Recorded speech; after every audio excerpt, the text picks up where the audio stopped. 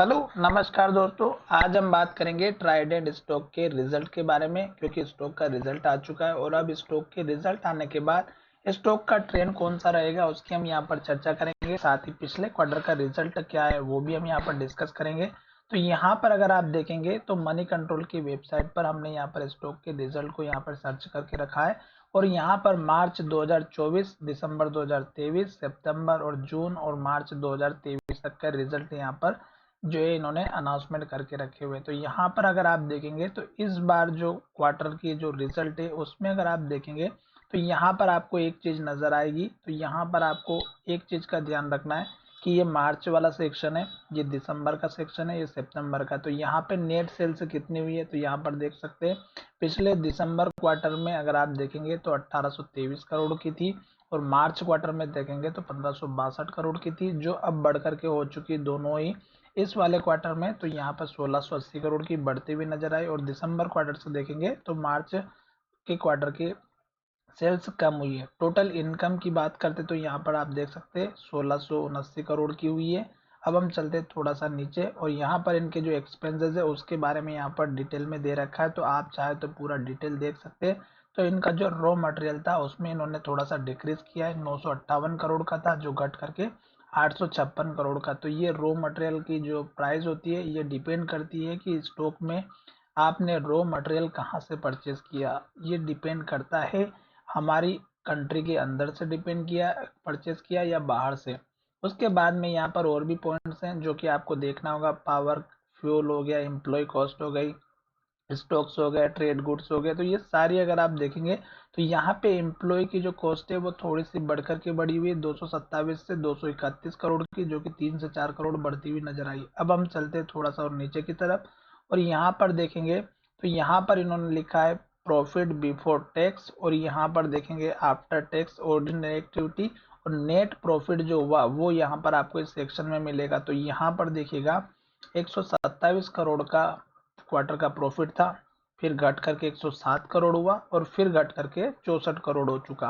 तो यानी कि 2 क्वार्टर से इस स्टॉक का रिजल्ट अगर आप देखेंगे तो बहुत ही डाउन देखने को मिला। और मार्च क्वार्टर जो 2023 का था उसमें 116 करोड़ का था और यहाँ पर देखेंगे तो 64 करोड़ का ही रह चुका है। तो ये हमारे लिए एक नेगेटिव इंडिकेशन है कि दोनों ही क्वार्टर से कंपैरिजन करने पर स्टॉक का जो रिजल्ट है वो नेगेटिव देखने को मिला, यानी कि कम देखने को मिला। अब हम यहाँ पर देखेंगे इस स्टॉक के लेवल्स को।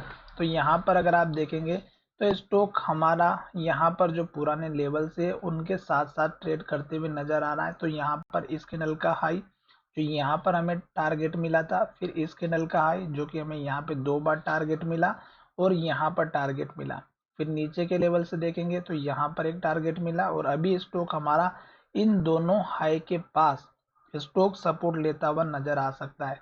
क्यों?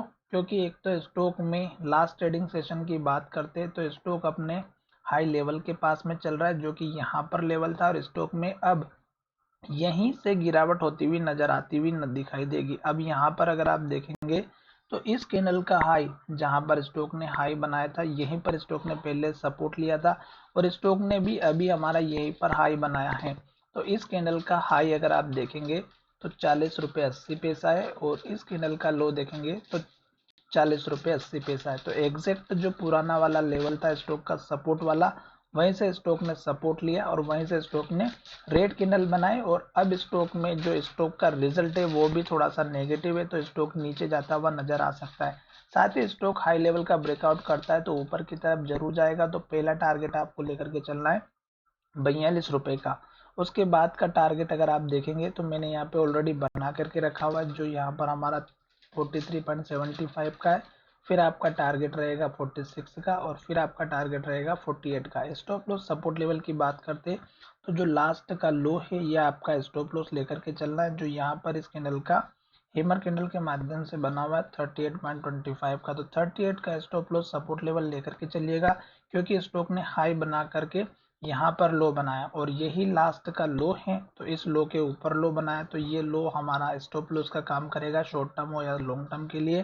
साथ ही स्टॉक अभी हाई के पास खड़ा है तो स्टॉक में 1-2 दिन गिरावट देखने को मिलेगी। सपोर्ट की बात करेंगे तो इस कैंडल के हाई का पहला सपोर्ट है और दूसरा सपोर्ट स्ट्रॉन्ग है 38 के आसपास का, 38.85 का।